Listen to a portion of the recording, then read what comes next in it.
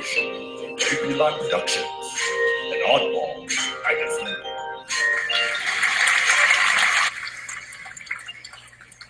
Good evening, all you knights and pawns. This is indeed the Oddball Show. My name is Prof. I'll be serving as Sergeant-at-Arms on this interweb adventure, and I am one of four that make up the merry band of Oddballs. Before we get to them, though, those is our guest. First appearance on the podcast. He is no stranger to the Oddball way of life, as his work has been featured at Oddball Magazine, Stone Soup Poetry, and even at JPL Magazine. Described as deep and reflective, subdued but intense, his book, Living, Breathing Poetry, is available now through his Facebook page. Please welcome to the show, the first, the rough, and the final draft, Mr. Emilio Phoenicio. Hey, guys. What's going on? Thanks for having me. Hey, thanks for being here, man. We really appreciate your time. Oh, thank you, guys. Thanks for Ivan for reaching out a couple weeks ago and inviting me. Right on. Because I felt a little forgotten over here in the faraway land of Rhode Island, which is no road, no island. It's true. That is a veritable fact. It is neither a road nor an island. Discuss. Yeah. Yeah. So we have a lot to talk about tonight. We're going to dive into how you balance between being an artist and just a working, living, breathing person. We want to talk a little bit about your book and then whatever else pops up on the Oddball screen. But first, let me introduce our fellow Oddballs. Proceeding counterclockwise around our astral round table, founder and editor-in-chief of Oddball Magazine in live and living color on his brand new headset, the original Oddball himself, Mr. Jason Wright. Yes. Hey,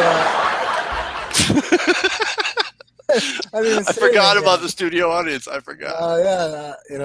They're so funny in the studio of 3,000 people. They're quite subdued right now. Yeah, they're very patient people. But I gotta say, what did you say? The rough, the final, the last, the first, the rough, and the final draft.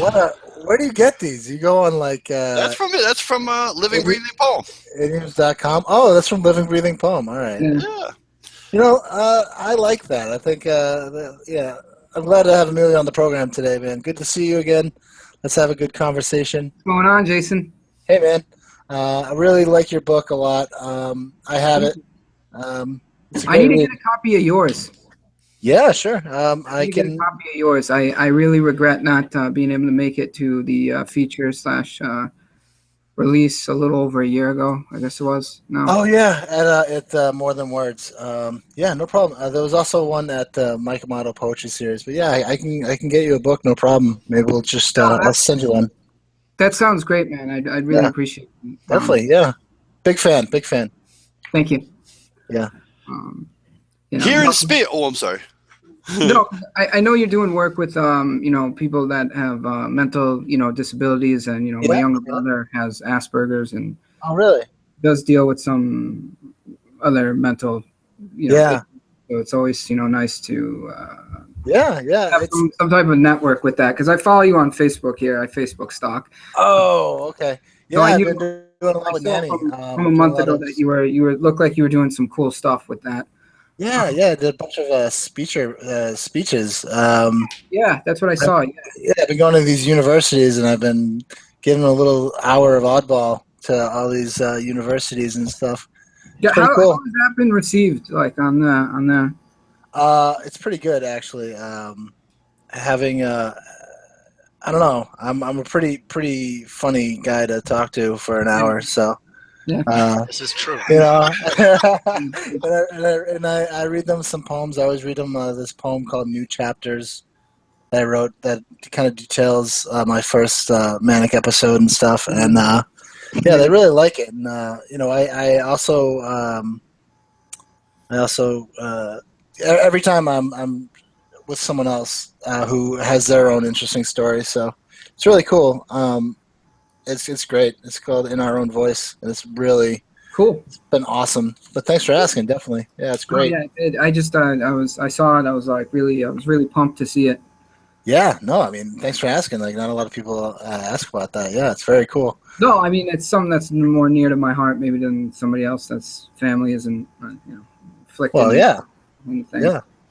So cool. Well, that's why we've all. That's why we've been buds for a while, man. Because Your poetry's great, and Thank I've you. always been able Appreciate to, you know, I don't know. I've always reflected on your poetry and understand it, and I think it's really great. And No, we're really glad to likewise. have you on here. Yeah, definitely. Yeah, likewise. I mean, your rhyme schemes, and I always likened your rhyme schemes to like a boxer's combinations. Oh, ah, Like some, like somebody throwing like a great combo, yeah, yeah. in rhythm and step, So it's like, Well, I you know, yeah. Thanks, man. I mean, I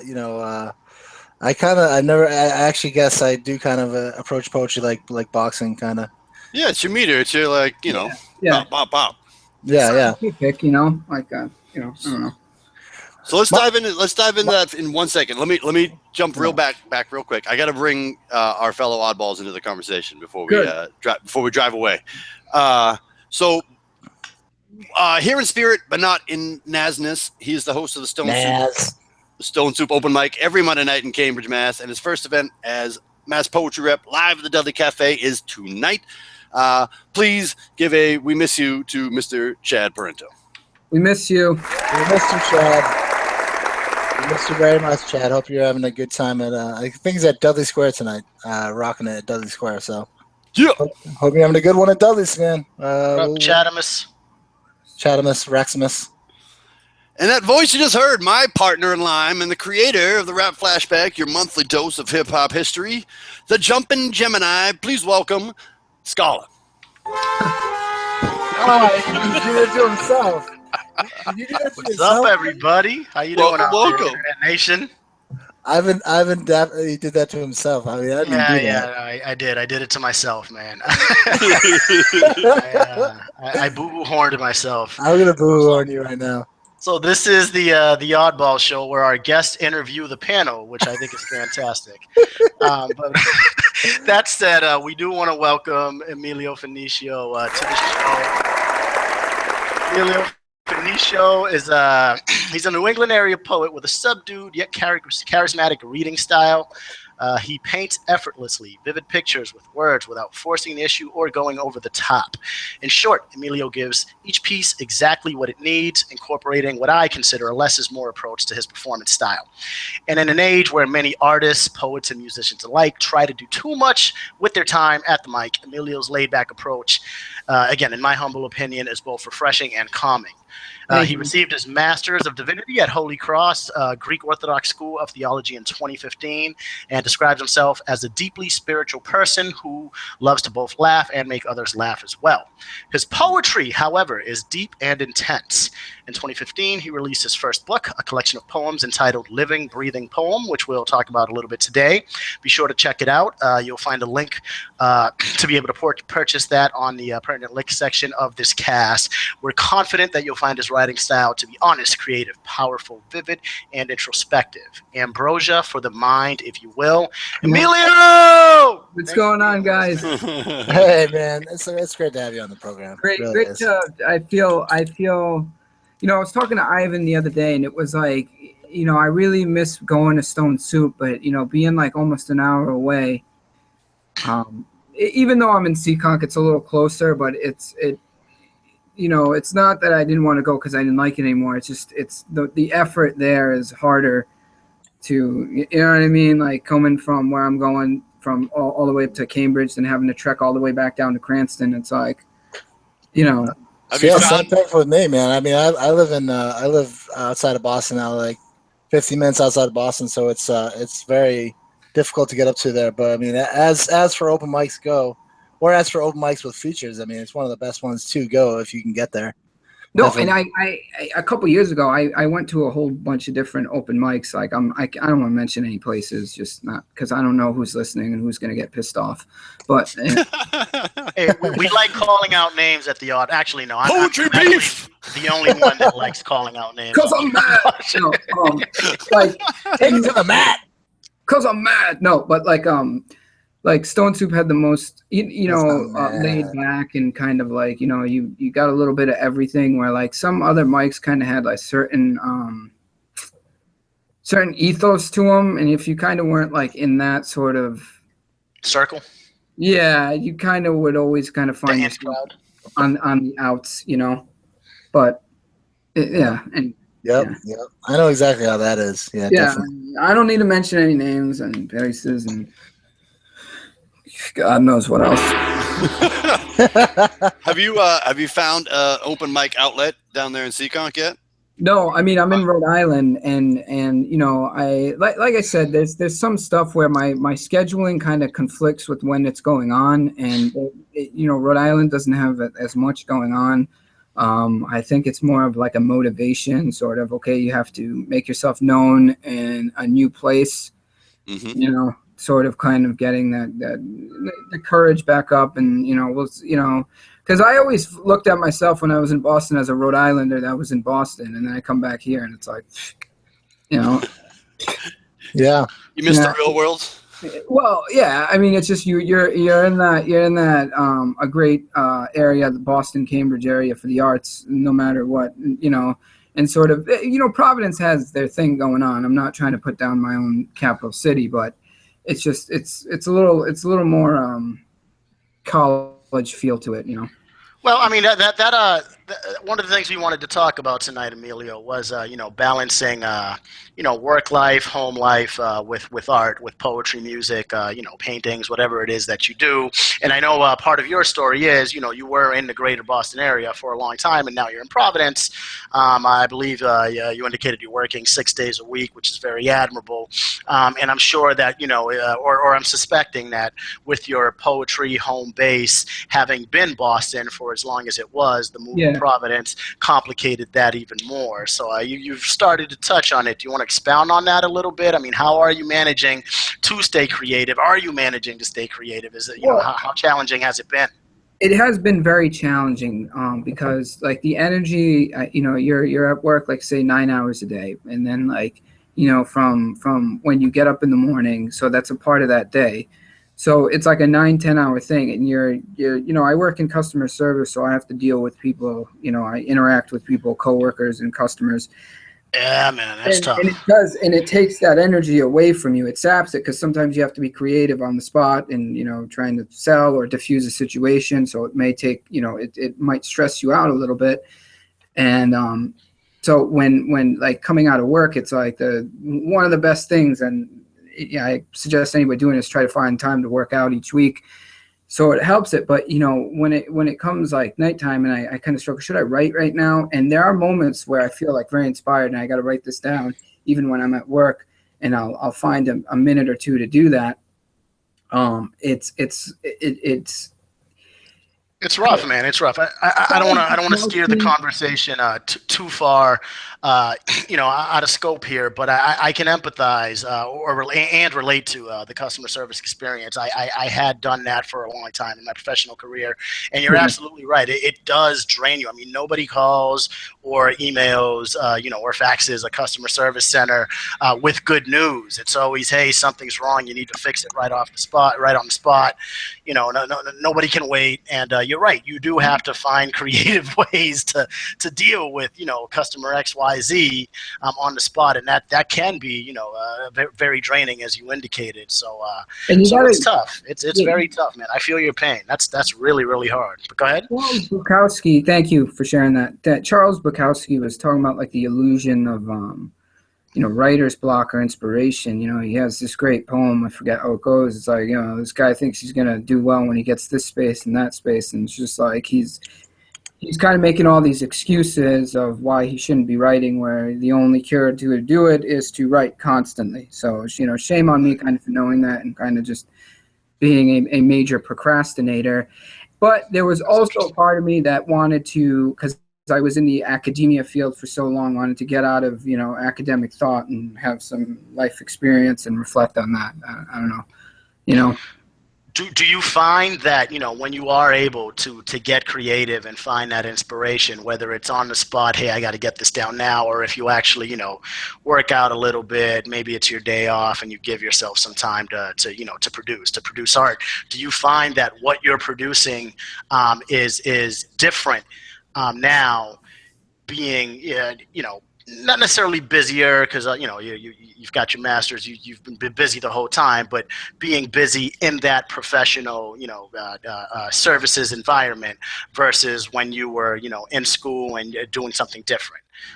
Well, yeah, because when I was like at school or whatever, I used to write on like a myriad of topics. I'd write about nature, I'd write about seasons, I'd write about love. Where lately, specifically in the past year, it's more been about a reflection on the self and the growth and reflection from past into present. So it's been more focused on that than it has been on. I mean, it's still like abstract, but it's more of a declaration or confession. Yeah. Than it was in the past, where I would just write about anything and everything, or what I felt, was I'd read like a poem by somebody, and I would try to write in that style, like Khalil Gibran or Emily Dickinson or somebody like that, Sure. And then, Sure. like I would try to, mimic that style or whatever, or, to motivate myself. But lately it's been more on the growth that's happened, sort of, and the interaction with the world around. I think it's coming to a real self-knowledge of embracing the role of the oddball. Oh, I like that. All right. And a couple weeks ago I wrote, conformity. You're like an iron, but you're not going to wear away these wrinkles. I love that. That's deep. And so it's sort of like you have, it takes a while. I think it takes some courage to accept it and then realize it and just kind of go for it. And you're for the most part, I don't think it benefits an artist to present themselves as the tortured artist, but kind of learning how to function and then being able to present yourself in a more constructive manner. It's like embracing that, that so-called, what other people would call the torture, and creating art out of it. Prof, you got some questions? Well, on that same note, that I think that Bukowski idea, I think, is awesome. I think that it's actually something I was thinking a lot about before the show when we were talking about this concept of balancing work and personal life. That one of the things that I find sometimes is, you're, like you were saying, you come home from work, you feel like you're supposed to be sitting down and writing, no matter whether you have an ongoing project or whatever it is, you just feel like you're supposed to be working at it. But sometimes I worry that, if I'm at 75%, if I'm tired and like, I'm fuzzy, or I've been, had a beer, like I'm not in the right zone or where I want to be, that 75% version of myself is going to create something that's lesser. But the thing you got to remind yourself is that even that is not a bad, all expression is good. You're always sharper than knives. You're always getting better at your craft, no matter whether you're, doing is always good, so you just sit down and write no matter what, no matter whether you got it, no matter whether you feel it or not. The process of expressing is always like, you're always getting better at your craft. So that's the thing that I try to remind myself. So it's more of a comment, I suppose. But Emilio, do you ever get that fear that when you're not even fear, but like worry that, all right, I'm tired. I know that I'm about 65% of what I could be if I were, I'm not coming up with the magic that I imagine I would be if I were really like in the zone right now. Well, yeah, because it's like I'll rush something together. I'll throw a couple lines just to tell myself I did it that day. You know what I mean? It comes like a contest within your own self, and then it's like, and then you tell yourself not necessarily anybody ever has to see it, whether you're not to be ever embarrassed by it, but you didn't put like your best foot forward. Like, like it's like, even I would put it this way: even when I get to the gym and let's say I only do like 30 minutes, it was still better than not doing anything. You know what I mean? Right. Mentally, you get that stimulation. You're kind of like it. There is a benefit to it, but the only time I had fear was if I ever thought I was going to sound disingenuous. Mm-hmm. I think because yeah, I think that's pretty key for most artists. That like I don't know. I think it's probably a key fear. Yeah, and I remember having a discussion about that with my classmate, And I think, you know, he was kind of one of those, like, you know, he definitely, guy had some talent, and he was like nervous about sounding disingenuous. And, you know, it stuck with me because I couldn't brush it off, because I was like, man, I think Nick did have a point, you know, by saying that. And it's like every now and then, you know, it's a little humbling to sort of take a step back and say, you know, am I just trying to be a charlatan right now that's tugging at your heartstrings, or am I, like, for real? Like, you know? Am I actually digging for truth? Yeah, you know, am I just like, because I know I can, you know, I know I can, you know, put this together well enough, but is this legit, you know? And sort of like, sometimes you got to step back and ask yourself, you know, like, you know, I don't want to say the relevance of it, but, you know, are you doing it just to puff your own ego up, or is it like a genuine thing, you know? And Right. we, of course, we all have times where we want to puff our own ego. It's like what makes us human. So, you know, I don't fault anybody for that. I think it was like one of those things where I kind of, you know, I tried the whole like slam poet scene for a little bit, and then I just always felt like, oh gosh, like enough of it. Like, you know? Yeah, I know Well, exactly what you're talking about there. Yeah. Why? What's the thing about slam poetry that, like, Go ahead, Jason. Go ahead. We think similarly on this. I was mic checking, but I totally understand exactly what you're talking about. When you're talking about just the world of slam versus the world of writing poetry, I've always been a key component of writing poetry for as long as I can remember. But I feel like the people who are making waves are the people who are performing the poetry, because honestly, that's the medium. The medium is. I was thinking about this the other day about novels or screenplays now, and poets. There's not many poets that are like icons right now who aren't hip hop artists or songwriters, and that's what I was thinking when I was like, you know, I don't know, you know, my friend passed away, so I was rest in peace to Corey Pye, and I was just thinking about the mortality of life and what kind of thing am I gonna give back to you know, the people when I leave and everything, and I was just thinking like. There's really, you know, there's the screenplay art. The screenplay has taken over the book. Cause I'm reading Franz Kafka right now, you know, and because I was reading Game of Thrones, and it just wasn't. I wasn't getting into it, and I was like, well, I should probably read Franz Kafka because why not? You know, I really like his stuff, and I was just getting the idea of leaving behind a legacy, and the I think poetry has been kind of slam poetry is more accessible. I think. I don't know if you agree with me, but I would say that slam poetry is more accessible to people to understand poetry, whereas written poetry can be a little stuffy, at least in my experience with other people that I've dealt with in the poetry community. Besides myself, who I think I don't think I'm stuffy, but I'm also kind of not really a performance poet. But the other thing I was thinking was like, how would my stuff be received if read, you know, instead of heard? And I think that's what you meant when you were saying. Why you perform, because your poetry stands alone, you know, in the book as is, but just like you know, other people's poetry, it comes alive when spoken. You know what I mean? So does poetry exist on the paper as well as it does being expressed in some kind of rhythmic, maybe not rhythmic or you know, boastful, emotional kind of way? You know? Well, I don't think you have to say it like a dull face, because you definitely have to. You're not going to know the voice of the writer unless you heard it, and there's some people will never be able to hear what the voice they were trying to get. Yeah. And for instance, like there's a poem by Emily Dickinson. I know it's like kind of a satirical poem. I think, you know, from my theory on it was like, I'm a nobody. Are you a nobody too?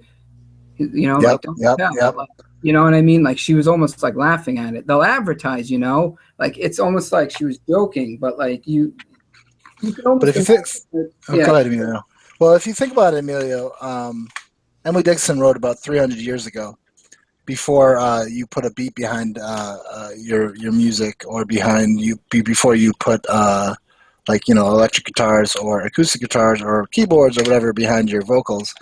All these writers, Bukowski, Kerouac, all these guys, they had a movement going in themselves, but they weren't. But it's just like there's no one right now, Emilio, I think, that is making waves enough in the poetry and the literary community that will be like remembered as much as someone who is a hip hop artist or a musician. And I think that's just the nature of how things are going.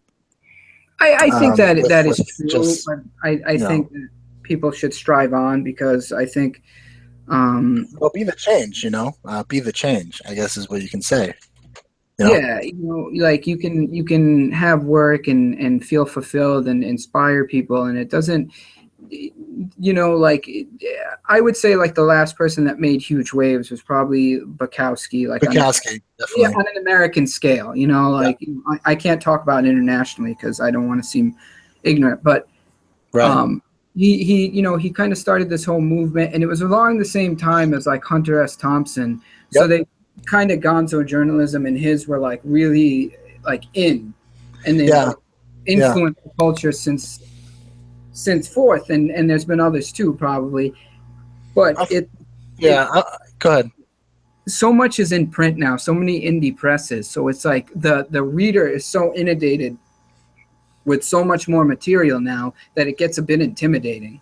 Yeah, if you think about it, anyone with a computer, anyone with an internet connection can have their voice heard. Back then, Charles Bukowski had to write for Playboy because that's how he got his stuff out there. Hunter S. Thompson, I don't know. Wrote for Rolling Stone. Wrote for Rolling Stone. And I think like the last great artist to pass, who really made their mark, who was like a true author, who was known for writing books, was Kurt Vonnegut. Yeah. He passed in 2004 at the ripe old age of 82, and his whole career was writing. Don't get me wrong, I think he was a soldier or something. J.D. Salinger had written so many other stuff, and it just is still unpublished. And J.D. Salinger, J.D. Salinger. He served in the military as well in World War II, and so he was another one. And I don't want to get into the psychology of certain characters. Or just I don't know why J.D. didn't want to publish anymore, and so some people, but Salinger and like Hemingway felt like a writer's job should just always be to write. Like they shouldn't like have to publish and speak and do all this. You know what I mean? So they were like in that, and the other gentleman you mentioned, they felt like my place, my utility in the world, in life, in society is just to write right now. So all I'm going to do is write. Yep. They're like ascetic to society was to do that, and so. They were writers, I mean? That was their profession. Not just I wrote a couple books and now I'm going on, you know what I mean? Like not, whatever, Campbell's soup for the soul or whatever. It was just like, Do you guys think that is a bygone possibility to be that immersed and not have to be your own, promoter or agent or just innately. I mean, it's kind of a byproduct of what we do now, which is, it's a double-edged sword that if you're able to, you have the tools to promote yourself, you can go pretty far, but you also then have to promote yourself rather than just being an artist. You have to also be a producer and a whatever else, given your field. Do you feel like that's a bygone thing for a writer to just be, all right, I'm just a writer. I'm not going to go on a book tour. I'm not going to I think that's a great question, Prof. And Emilio, what do you think about that? The idea of can a writer be a writer without having an agent, or how do you get an agent, and how do the idea of seeking out someone who's? I mean, I guess some of the people that I know personally who are on their grind are starting to make waves because they're on their grind. Yeah. I think JP Lime, you guys are on your grind. I think Oddball Magazine, we're on our grind, but. there's no one banging down my door to publish my book or bring me on a book tour. Like, I don't know. I like to think I would like to. I just wonder how you actually become that. I mean, these are the people I can think of. J.K. Rowling. How do you become? These guys. You go to a publisher with a brilliant idea. I mean, like I imagine somebody who just read her manuscript of Harry Potter and was like, yes, this will work. I can picture an audience. So in that case, she hooked up with a larger producer that she didn't have to necessarily push herself. But even she, she's active on Twitter or was before her fans all turned on her, and like even she. Well, she got. I don't know. There was some kind of angry thing which put out half a manuscript. I'm not a Harry Potter reader, so I'm sorry, fans, if I get this wrong. But yeah, she put out put out a manuscript or got leaked or something, and then because it got leaked, she got very angry and said she was not writing the rest of the book. And then I don't know. But anyway, she's a very active person as far as her promotion. Yeah. Is there, are novelists able to just be novelists and go hide in a cabin and write like like your Tom Wolfe? Can you do that? Can you be a Tom Wolfe these days without being Tom Wolfe from 20 years ago? Can you be Tom Wolfe now? Well, and be, you have to be promoted by Oprah. At an advantage, Jason and Robert, because like people, the money in writing is in novels, and if you hit on one of them, they're going to give you a book deal for however many. And so, like and like you said earlier, screenplays are novels now, and it's like they're looking at the business side of it. And the gentleman that edited my book, Michael Nabob, was also a novelist who was writing a science fiction book that he was hoping that would get picked up for a screenplay. You know what I'm saying? So it's like the writer sort of has this agenda where they try to want to cash in on their talent, and there's no ill will towards them. But a literary prize for a good prose piece will give you like $5,000 at most. One for a great novel is like $50K and up. Yep. So it's like go ahead. The money is just there because people at one point in the 20th century just exited poetry because poets had decided to go in a really like ambiguous sort of like abstract area, and they lost a lot of their readership. And their readership got hooked on stories and the whole list of great American novelists that came from that. I completely agree with you. I think that the idea of novels today are, I guess, the more you write, the more people are listening to you. The word count. I mean, I know it's hard to say, but you can write a pretty shitty book, but if it's 500 pages, I mean, you're gonna try and send it to somebody. You can write a collection of poetry, but a lot of people say you have to have short stories or you have to have something along with, you can't just be a poet these days. And I think that has to do with the idea of poetry is dead. I'm not going to say poetry is dead. But I hope you don't say that. You're the editor-in-chief of a poetry magazine. Right. I'm not saying poetry is dead. I'm not saying that. I'm saying that mainstream poetry is dead. I think there needs to be people like Emilio and people like me, and people like Lucci and some guys like that, Matt Ganem and these guys in Boston, and all over the place, like Niall Israel and these people who put out this amazing poetry that need to put out books. I think they need to be heard because I think that that poetry is a selective society these days. One of the reasons why Oddball magazine is what it is because I decided that, I don't want to get rejected. I know, like, whatever. Rejection is part of the game, right? Everyone says that. I don't want to get rejected, but then again, I don't want to be part of a thing. I don't want to be part of,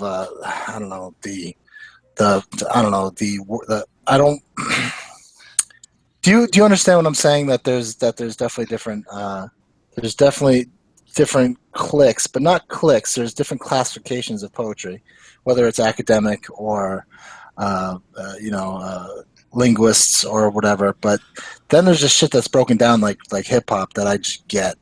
I get hip hop, and I think that's why hip hop is so popular because it's just like poetry, but it's basically what it's poetry without the beat. I think. Ooh, here's a great question, Lynn, and actually I think it's might be a perfect segue into our second half. But here's a question: does the fall off of poetry relate to the rise of hip hop? Whoa! Yeah, that's all right, exactly. but here, yeah. let me do this. Let's leave that as a lead-off question for our second half because we have a lot to talk about. We want to talk a little bit more about Emilio's book. We want to. I think that's a great question to ask, and we. I don't know. There's a lot we want to talk about, but first, we should break it up a little bit and talk about what's going on this week and last at JP Line Productions and Oddball Magazine. How do you guys feel about that? Good time for a little one of those? I love that idea. Let's do it. All right. Mr. Jason Wright, you are the representative this evening for Oddball Magazine. You feeling fuerte? You feeling strong that you want to? I'll kick it off. And I want to say I'm missing Chad Printo today. I think he would have a lot of stuff to say about this topic.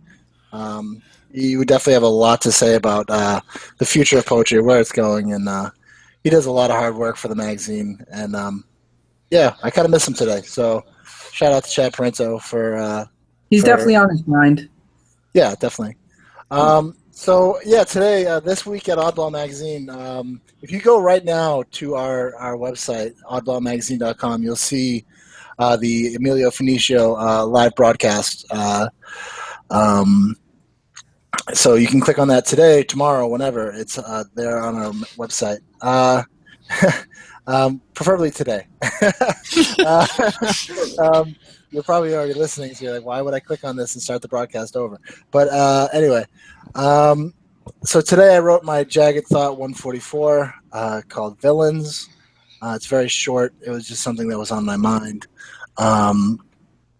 We had a poem by Nicole Surgener with awesome photography by Carl Sharworth.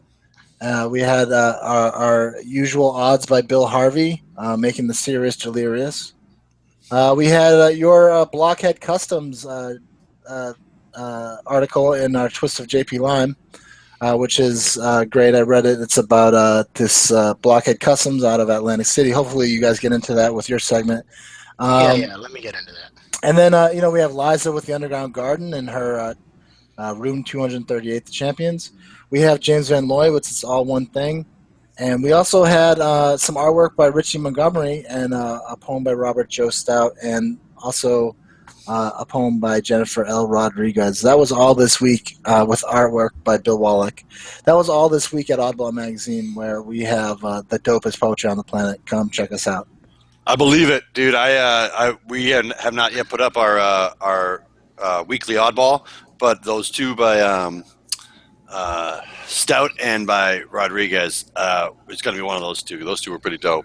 And actually, the one from Rodriguez kind of reminded me a little bit of Emilio. She's kind of talking about an artist and being achieve a oneness. The one that like being in the color, like talking about the nature of that the expression and about the creation, and it kind of reminded me a little bit about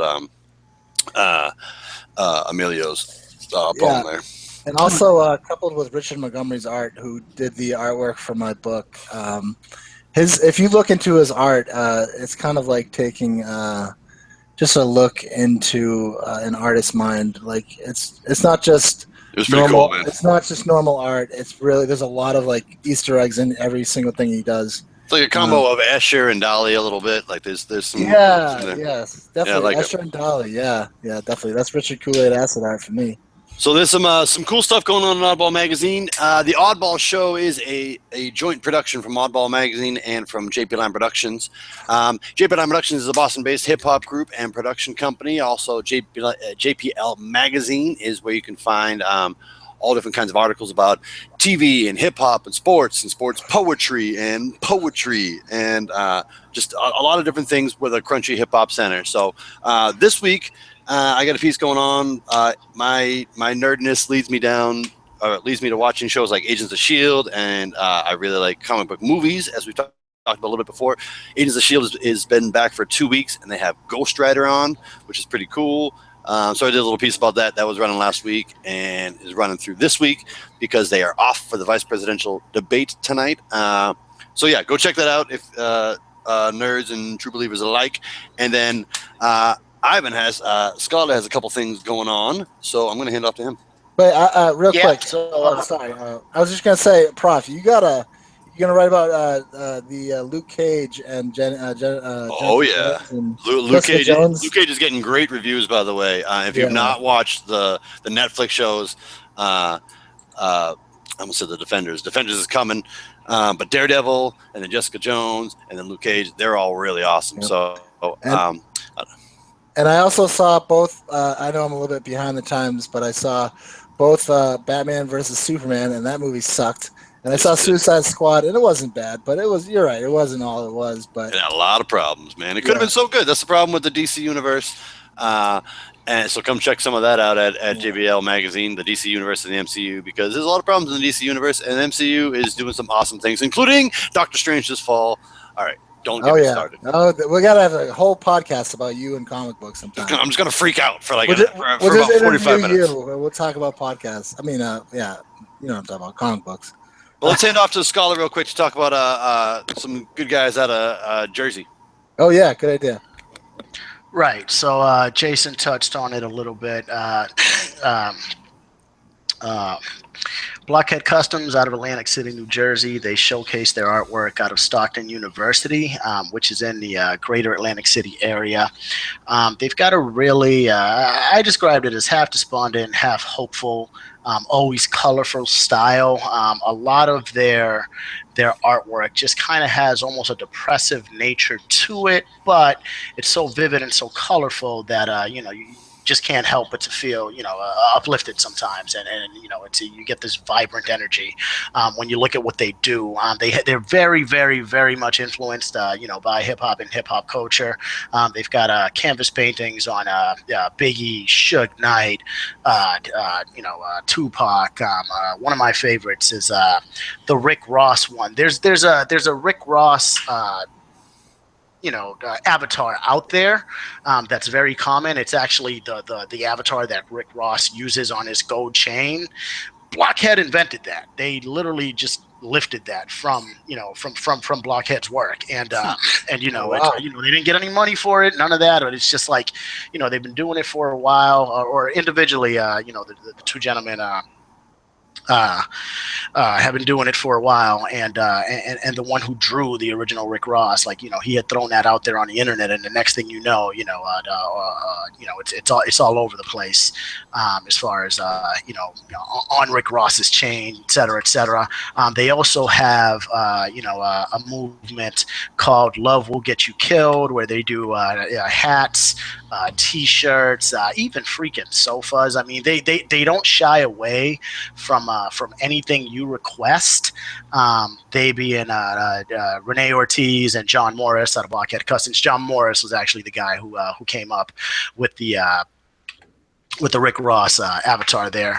But they take custom requests on the website. They've done shelves, just whatever you can think of. But the hats and the T-shirts, particularly the hats, are the most popular. Love Will Get You Killed. It's a really cool logo. It's like this. It's kind of like a oblong heart with a half eye on one end and like a full eye on the other end, and it just looks like somebody got their ass beat, because of love. So we featured them this past week at JPL Magazine. I definitely encourage you to go, not just check out the article, which is up there, but also to click on those links and, buy some stuff from them. They're kick-ass. They've got a really cool movement. They're gaining steam in Atlantic City, and I'm hoping, that they cross over.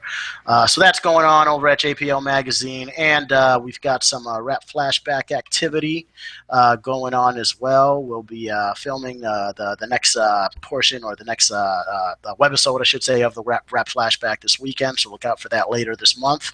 Some hip hop birthdays to shout out here. Russell Simmons, birthday is today. We all love Russell Simmons, founder of Def Jam, one of the most iconic hip hop labels out there. Also the brother of Run from Run DMC. So shout outs to Russell Simmons. Happy birthday. We got Teddy Riley on October 8th, one of the founders and most important figures in the New Jack Swing movement of the early 90s, late 80s, early 90s. His birthday is October 8th, I should say. So shout outs to Teddy Riley, New Jack Swing. Gotta love that. For those of you that aren't hip to the game. October 11th, one of my favorite MCs, period, Mrs. MC Light, October 11th is her birthday. Gotta love MC Light. Cha cha cha. Shout outs to MC Light. And October 20th, the big boss dog himself, Mr. Calvin Broadus, Snoop D-O double Jizzle. October 20th is his birthday, so definitely put a couple in the air for Snoop Dogg on the 20th. And on the 31st, Ad Rock from on Halloween. So shout out to King Ad Rock. Well. Real quick, Ad Rock. Ivan, what'd you think of Straight Outta Compton, the movie? Oh. I thought it was, they did as much as they could, given time constraints and, obviously respecting some of the personal wishes of the executive producers involved, particularly Dr. Dre. I think it's a little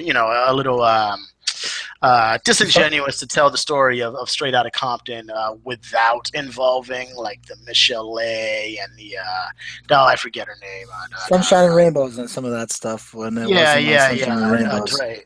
Yeah, D Barnes, with Dr. Dre's history with, abusive women there. And, that's not a knock on Dre. Obviously, I'm not condoning any of that.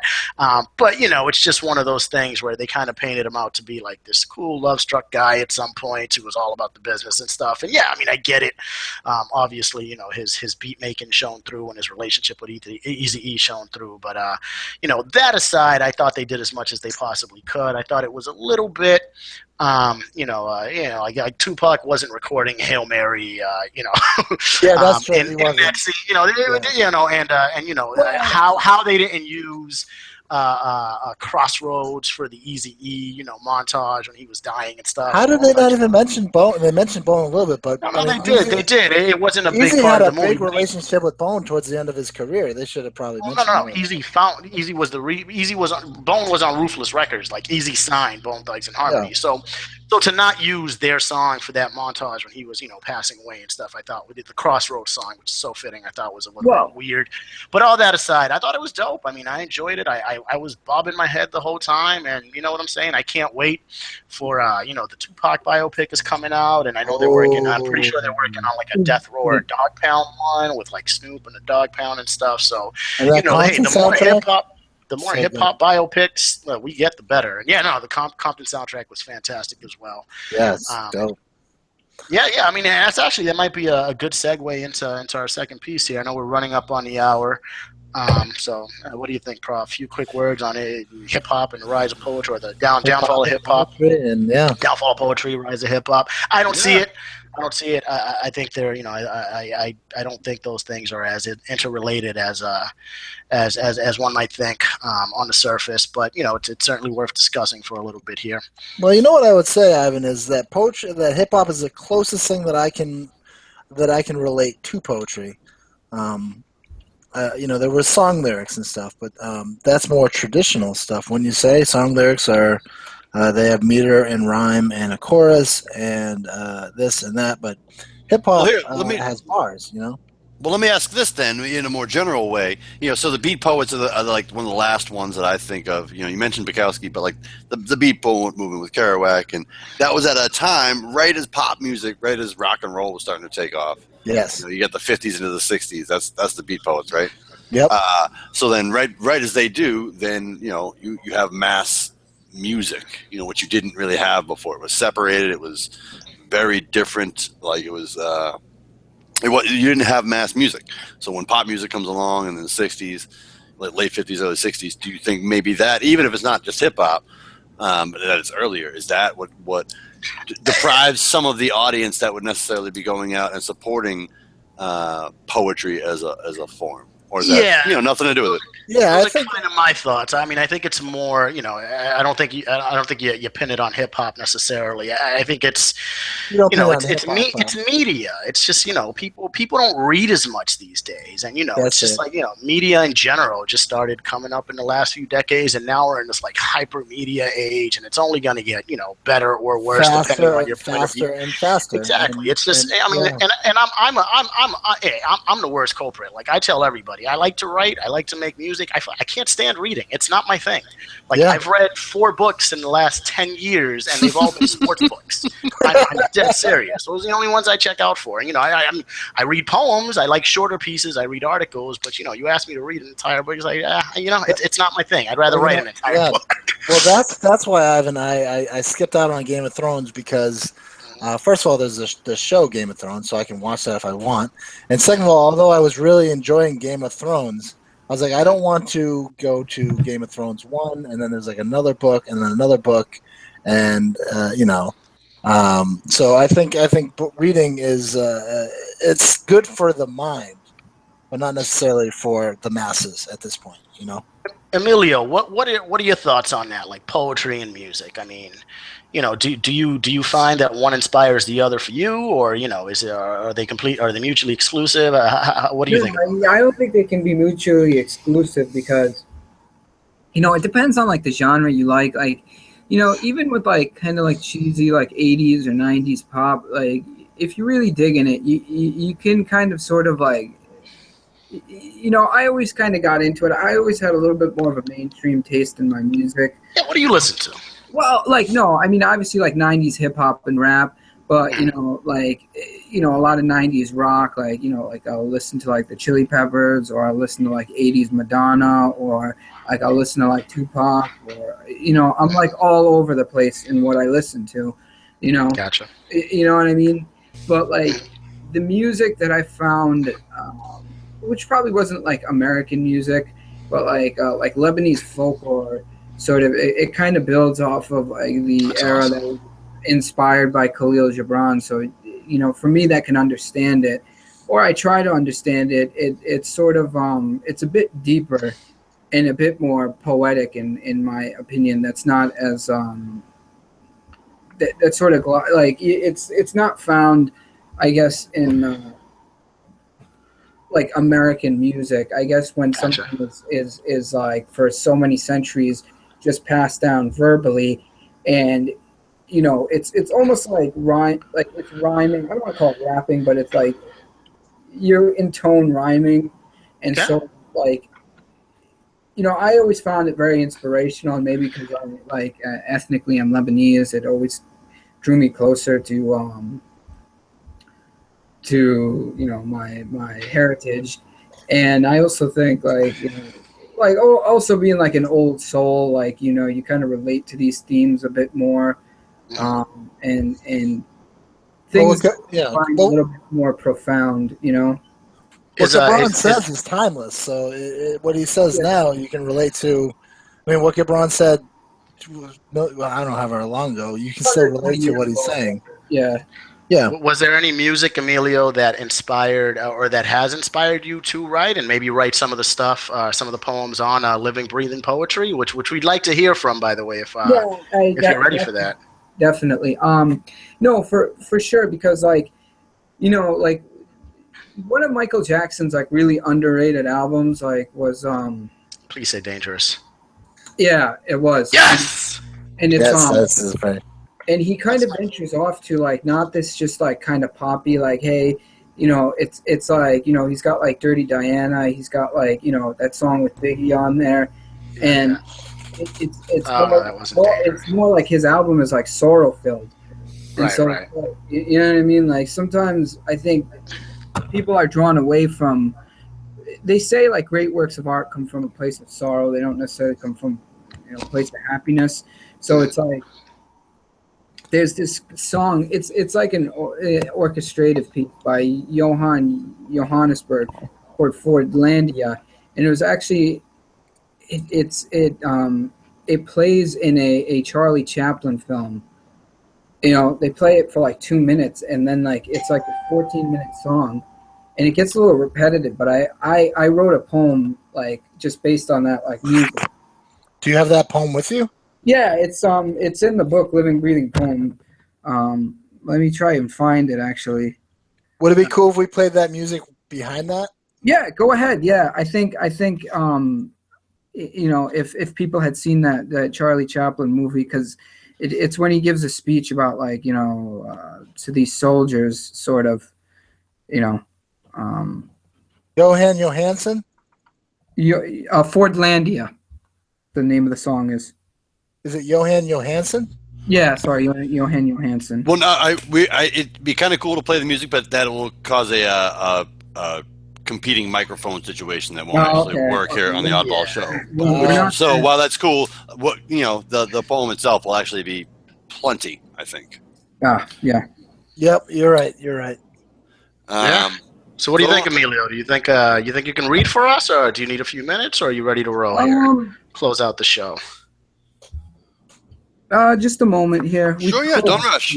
Yeah. The Oddball Show is presented by Oddball Magazine and JP Line Productions. You can find us at both of our home websites, jplineproductions.com and oddballmagazine.com, streaming live through the power of the internet. You can also find us on our Twitter and our Facebook, where the podcast also airs live, as well as our YouTube, our SoundCloud, and our iTunes. The show is on at almost 10 different platforms at once, which is pretty cool way to run a show. So come check us out. Come be part of our social networks at JP Lime, at Oddball Magazine, at Dr. Prof Esquire, at Scholar_JPL, at Man the Storm. Come find us. Let me. Go ahead. Sorry, keep on going. I got to plug something. Go ahead. No, go for it, man. Oh, I'm sorry. I didn't mean to interrupt. Two things. I went to the Thorpe Street Block Party. Shout out to Survival and his Thorpe Street Block Party. He has a GoFundMe for his building the churches in Ghana. He's been on the Oddball Show. He's a really great guy. His GoFundMe is www.gofundme.com/Stefan and Zoe. And you gotta, if you are listening, go and donate to his GoFund. It's for an awesome cause, trying to build churches in Ghana or school in Ghana. And so that's what I did at the block party. And also, real quick, October 20th, I'm going to be live on Easton Public Access. I'm reading with a musician, and it's For the Love of Words with Rich Berg. Check me out at 8 o'clock on October 20th. So, check it out. There you go. Jason, correct me if I'm wrong. GoFundMe.com /Stefan, Stefan STE. with a D at the end. Right. Okay, so STEPHONDANDZOE, correct? Stefan and Zoe? Stefan and Zoe. I think that's right. Okay. I'll just double check, but yeah, that's it. We'll throw it up in our pertinent link section. Just wanted our readers, our listeners, to spell that correctly. Worst case scenario, Google it. Stefan Goler and Zoe Reiches, REICHES, GoFundMe, School in Ghana. Definitely a great cause. Definitely awesome that you plugged that, Jason. Yeah. It's Stefan and Zoe. Yep. I think Perfect. It's Stefan Zoe . Oh man, I just checked out their GoFundMe, and they have raised $33,453. Put in work, man. That's grinding right there. Goal. On his grind. Hashtag on his grind. Speaking of grinding. Not only that. Grinding. Survival's great. I mean, Q-tip right there, right? I know Emilio Phoenicio's on the grind. Emilio Phoenicio is definitely on the grind, and I believe he's about to read a poem. Oh, let me introduce this. This was like two separate poems that, like, when I read, I combine them. And it was inspired by Fordlandia by Johan Johansson. And it's like when at some point I decided to combine them, but in the book they appear as two separate poems.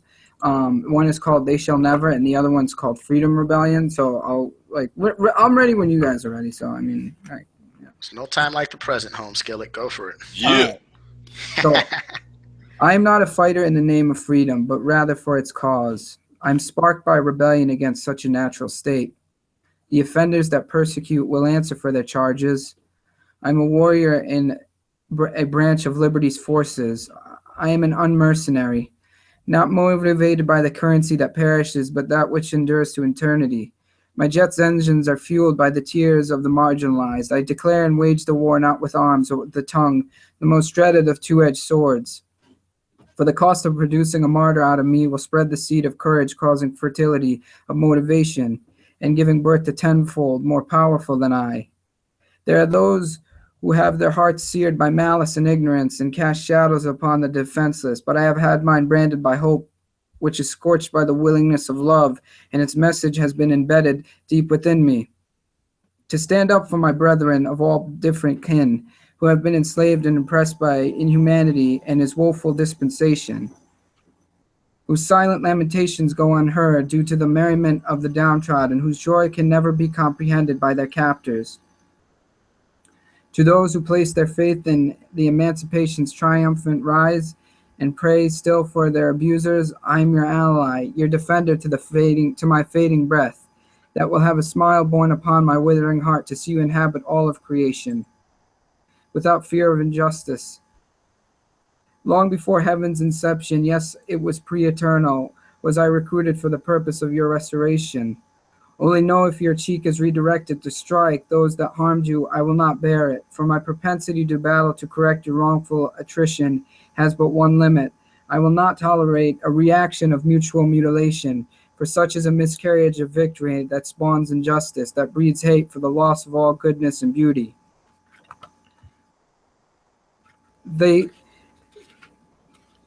Though they may take your sight, they will never take your vision. Though they may confine you, they will never contain you. Though they clip your wings, you shall soar higher than the birds and hover with the angels. Though they shackle your hands, they will never suppress your heart, and the music that flows from its harp can never be silenced.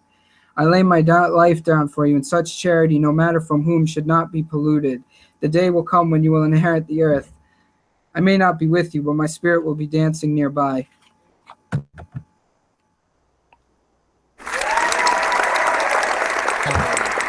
Wow, that last line is so beautiful. I will not be with you. I may not be with you, but my spirit will be dancing near you. It's a great line. Great line. That was awesome, man. That was freaking awesome. Truer words were never spoken. Do you have? What do you guys think of that poem, real quick? I thought it was fantastic. Yeah, I thought it was great. I thought, again, his performance, like your performance style to me is just very calming and very, very soothing. And, obviously, you put a lot of thought and emotion and soul into what you write. So, there's a lot of depth to what to what you're conveying. But I'm on top of being a fan of that, I just love the fact that, like I said, you give it what it needs. A lot of, then we spoke about slam earlier. A lot of people, they just go overboard with it. I don't know. I'm from the less is more camp, and I really appreciate that about your style, dude. Like, kick ass, seriously. Great job, Emilio.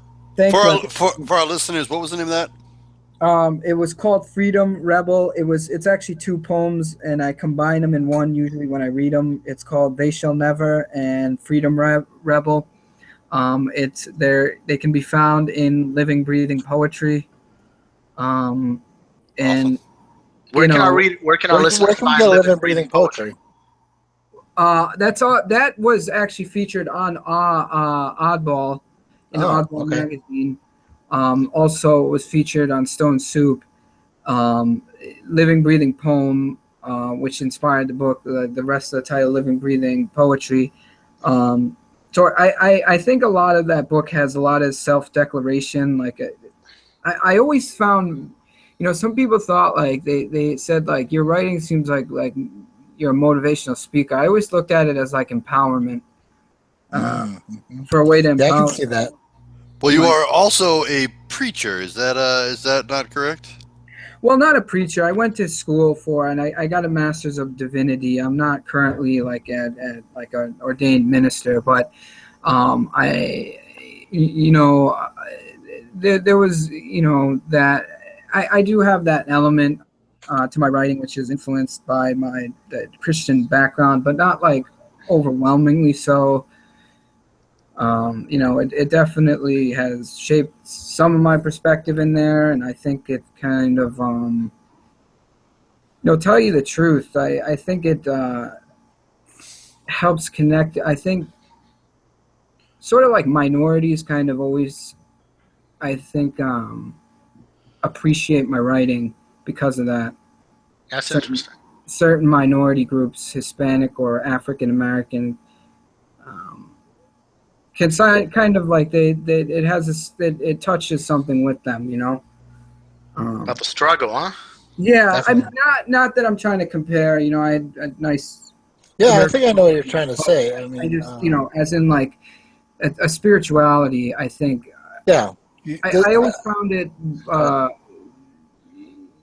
within the black community to be more open about it than, for instance, a like suburbanite white community. I don't know.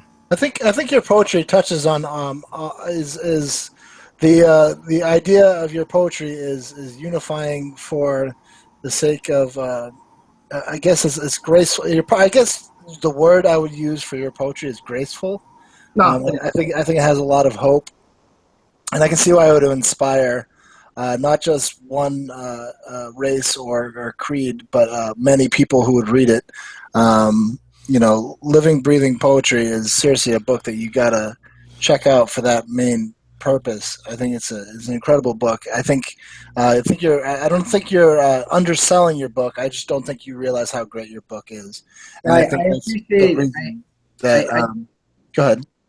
No, I do appreciate you saying that, and some of my close friends who were also fans of the writing were very enthusiastic, and sometimes they were sort of upset, I guess, that I had been more quiet on my social media page, or less on my grind and less willing to share certain things. And I think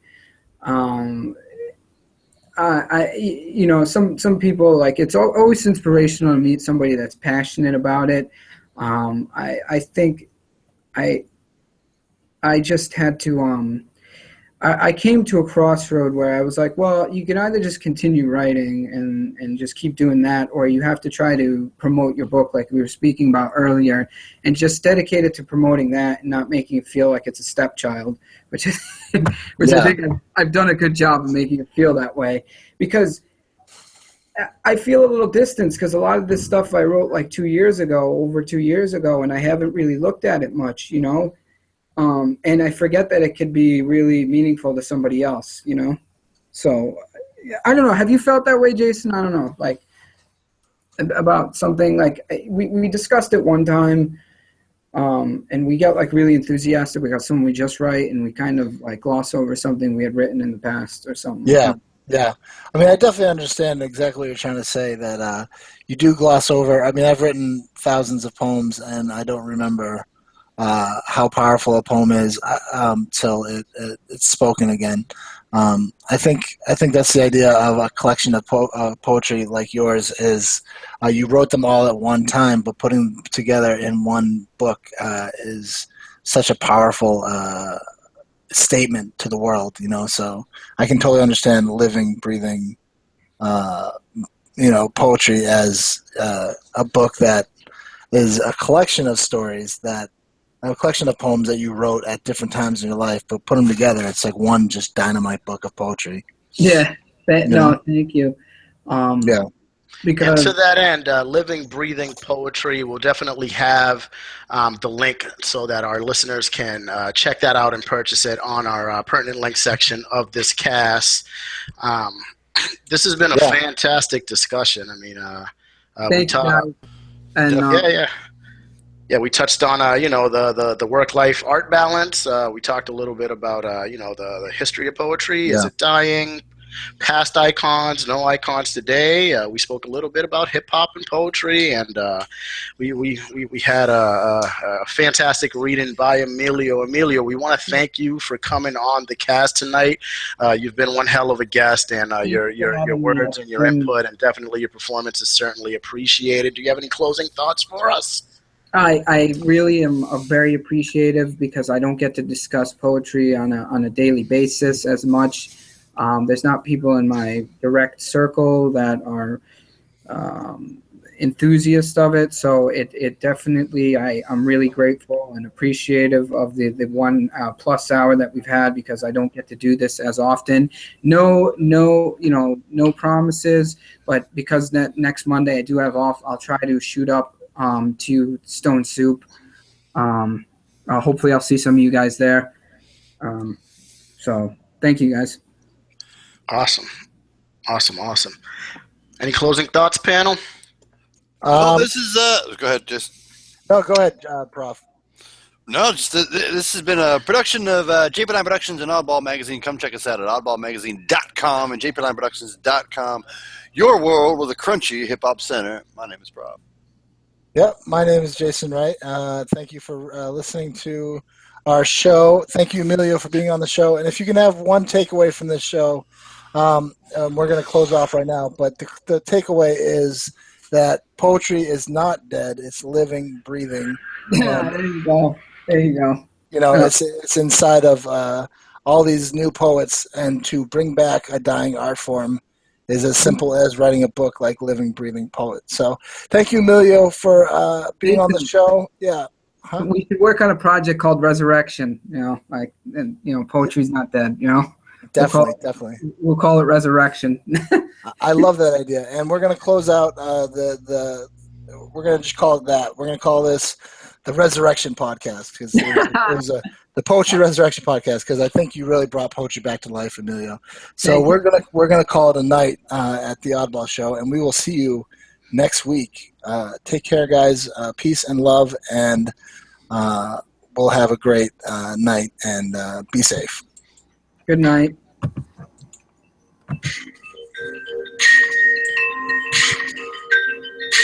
This is the Oddball Show, a podcasting collaboration from Creepy Line Productions and Oddball magazine.